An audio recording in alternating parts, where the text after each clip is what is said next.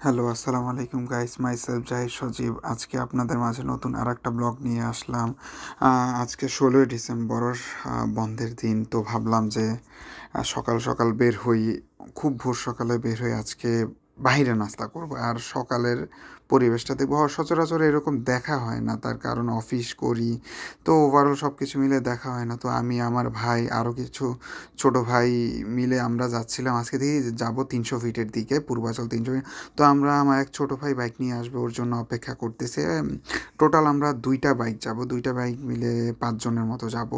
তো ওয়েট করতেছে, অন্ধকার হয়ে গেছে সব জায়গায়। তো এই যে ফয়সাল, আমার এক ছোট ভাই, ও এসে পড়ছে। তো আমরা এখন কুর্মিটলা জেনারেল হাসপাতালের সামনে তো দাঁড়িয়ে আছি। আর একটা বাইক আমাদের আসবে, ও আসতে একটু লেট করতেছে। হঠাৎ আনফর্চুনেটলি ওর একটু প্রবলেম হয়, তো সানি, তো ওর আসতে একটু লেট। এই যে সানিও এসে পড়েছে।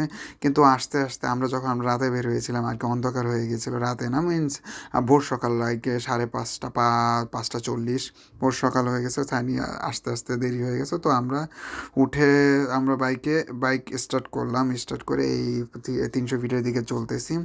এই কুয়াশা আজকে তুলনামূলক একটু কুয়াশা কম, শীতটাও একটু কম মনে হচ্ছে। এই পূর্বাঞ্চলের আসলে এই ৩০০ ফিটের রোডগুলো খুবই সুন্দর।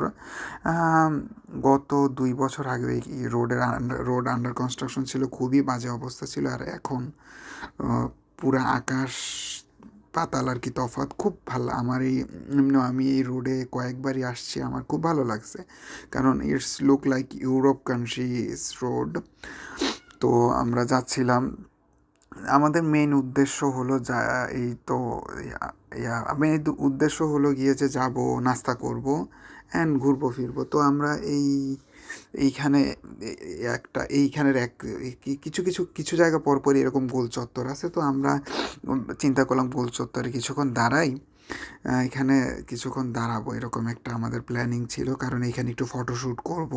এখান থেকে খুব এইখানে দাঁড়িয়ে যে ছবি তুলে নিই বা স্টোরি আপ দেয়নি, এরকম পাবলিক খুবই কম পাওয়া যাবে। আমি আমার নিউজ ফিড বা ওভারঅল সব জায়গাতে এটা ভাইরাল একটা প্লেস হয়ে গেছে এই জায়গাটা। তো ওরা সবাই দাঁড়ালো ছবি ফটোশ্যুট করার জন্য। আমি আবার এই যে একটু ভিডিও করলাম সানরাইজের। সূর্য উঠতেছে, ভাল লাগতেছে, আস্তে আস্তে আলো হয়ে উঠতেছে চারদিকে। তো এখন আমাদের ছবি তোলার সেশন শেষ, আমরা এখন আবার বাইকে স্টার্ট দিব। তো এখন আমরা তো নাস্তা করবো। এখন আমরা একটু সকাল হয়ে গেছে, নাস্তা করতে হবে, সবারই ক্ষুধা লাগছে। তো নাস্তা করার উদ্দেশ্যে আমরা খুঁজতেছিলাম কোন জায়গায় যাওয়া যায় না।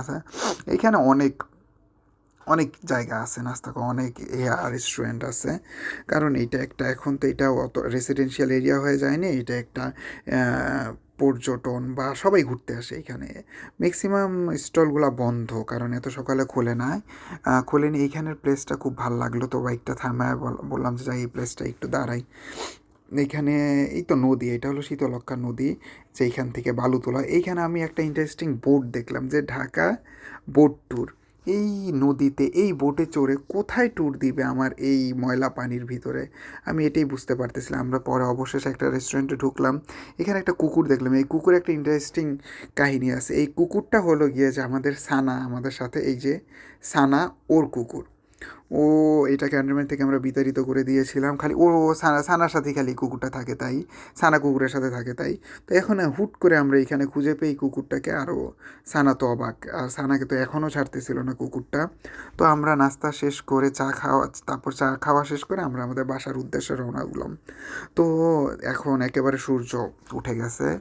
সূর্য উঠে গেছে, আমরা চারিদিকের পরিবেশ দেখতে দেখতে, নেচার দেখতে দেখতে যাচ্ছি, এখন বাসার দিকে যাচ্ছি।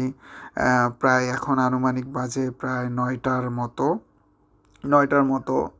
তো আজকে 16 ডিসেম্বর বলে তো গাড়ি ঘোড়া তেমন কম, আর এমনিও এই রাস্তায় গাড়ি ঘোড়া কমই থাকে। এই যে 3 জন এক বাইকে, একেবারে শীতে একজন আরেকজনকে ধরে আছে। তো আমরা আগেই ওদের বলছিলাম যে খুব ভালোভাবে রাইড করতে, কোনো ইয়া জোরে বা কোনো করা যাবে না, খুব সেফলি রাইড করতে, কারণ এই রাস্তা খুবই খারাপ। আর রাতের বেলা হলো এই রাস্তা খুবই ডেঞ্জারাস।